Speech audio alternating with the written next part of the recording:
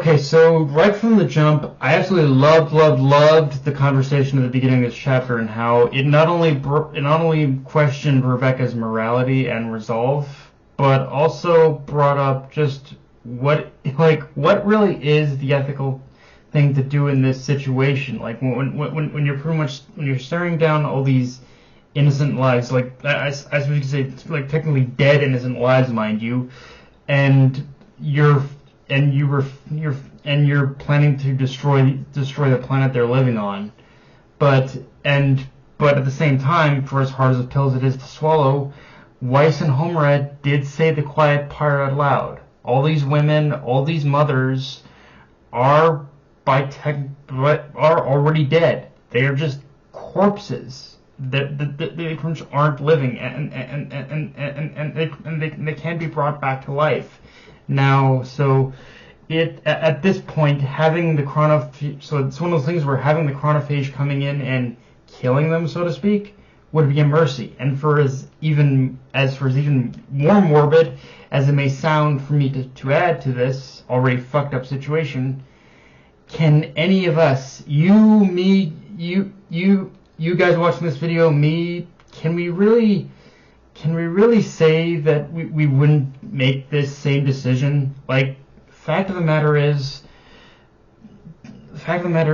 in that exact same, put us in that exact same situation, and logically, we'd pretty much make the same call. We'd only end up saving the ones we actually have a connection to. In this case, Kagura, Irma, and Jin Clean's mother. But even then, as Weiss himself also said, the only reason we would end up saving those people we would have a connection to is to just give them a proper burial. Like we naturally we wouldn't want to leave them, the people we care about, we wouldn't want to leave them there, because it's just kind of fucked up that they would have to die as test tube subjects. And But again, those are the only ones we'd really save, because they're the only ones we would actually care about. Who, as far as the others go, like, why would we be given reason to care? Why would we be given reason to care? Why would we be given reason to care? We don't know who these other women are, who they were, or even who their families are. And again, it's gonna sound cruel, but again, Homura is right. For as cruel as it may be, they pretty much do have a priority to the mission in order to send the chronophage, in order to destroy this world, in order to stop Ziggy, in order to stop Aknoella, and just everything that's going on here, to stop it from destroying the entire universe at large. And if anything, like, honestly, even then, if anything, the only priority risk here when you get down to it is basically Nox, because Saint Fire Nox, she's got a lot of fucking explaining to do, and like, I hope when she gets out of it, when she wakes up, recovers, she gives us all the fucking details. Like, Nox, you being Rebecca's mother, you have a lot of fucking questions to ask, including the nature of her powers. Like, where did this power come from, kind of thing. And just, why is it that you abandoned her? Again, all these little details, like, Nox, you need to explain them. Of course, with that said, we do need to talk about how this chapter ends, because the end of the chapter picks up where it left off 20,000 years in the future, where we learn even more that the man is alive, assuming it's Shiki, but there was also a woman there with him who I can only see means Rebecca because of the B cube, is dead. And yeah, this has got me even more worried for Rebecca than I was before, because with just this little added piece of information, I think this adds onto the idea that, assuming all this is the result of the battle on Lendard, then I think this is Mashima telling us that Rebecca had ended up making a self-sacrifice of some kind. She ended up staying behind on Lendard in order to make sure that the chronophage actually destroy the planet, and that Ziggy, like Aknoella and maybe even and maybe even Crow, assuming he wasn't destroyed by that point, like that the chronophage destroyed it all.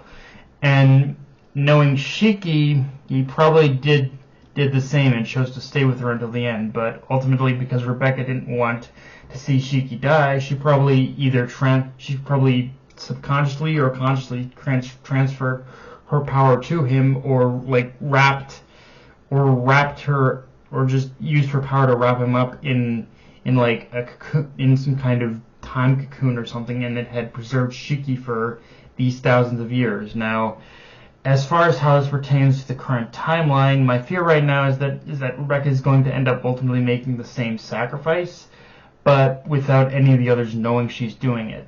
And she is going to die alone. Now, the tricky part is, given Mashima's track record of showing what may happen and subverting it in the current timeline, I'm not sure exactly how much we should expect this, how much of like that particular timeline we should expect it to play out in this one. But yeah, it's like that's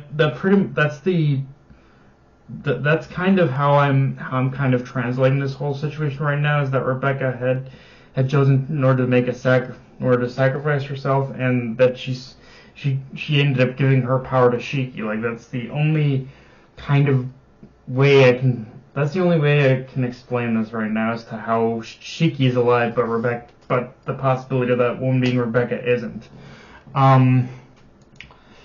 Or even the possibility that the woman is actually Saint Firenox, and Rebecca sacrificed herself to save both Saint Firenox and save her mother and Shiki. But it'll be, again, we'll have to see how this plays out. I am curious. One thing I'm curious too is to why Mashima is just holding off on this reveal, because that's the other thing too. The fact that he's holding off on this reveal is almost making me question that it isn't Shiki or Rebecca. But again, gotta wait and see on that one. Now, with that said, let's talk about what's going on in the battle with Crow, because right out of the gate, I will say I love the whole baseline idea of destroying Crow's core. Like, it's something I hadn't thought about, but does make sense. Like, no matter how big a robot is, they all have a core that powers their body. So if you destroy the core, you basically kill the robot. So in that sense, I loved how Mashima executed this. And one twist I also really liked is that we learned the reason why Crow is so invincible, or looks that way, is to begin with, is that largely because he has this ability to absorb energy into his body, which is the reason for I suppose it would be the large gear on his back. Like, it's the little, like when you look at it, what's going on there, the gear we see on his back is almost kind of like it's atomizing or absorbing data and energy. So like, it's because of that partly is the reason why he's doing that. And it's the little details like that which add a lot more to the dynamics of this conflict and perceptions about the character himself, that despite him being a big hulking colossus, he more than makes up for whatever weakness his size offers. All that away, though, let's talk about what happened after the Eden Zero crew destroyed the protective area defending Crow's core, which is that Holy got absorbed by Crow himself into Crow's body, after that, Holy demanding that they kill her along with Crow. And at this point, if Mashima's gonna really kill her, we need that backstory, because this feels like the perfect time to actually transition into that.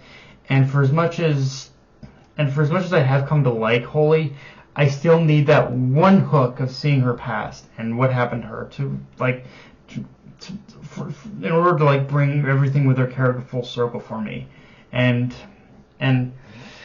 to become, and just what it is that made her so committed to destroying Crow to begin with. Like, we know what it is, but I still need to see it. It's like it's the show don't tell thing, where it's one thing to tell us what happened, but natural curiosity begs me to see what actually happened in Holy's past as the final piece to cap off her story, whether that means she lives or dies. There's no better time than now to do it, in my opinion.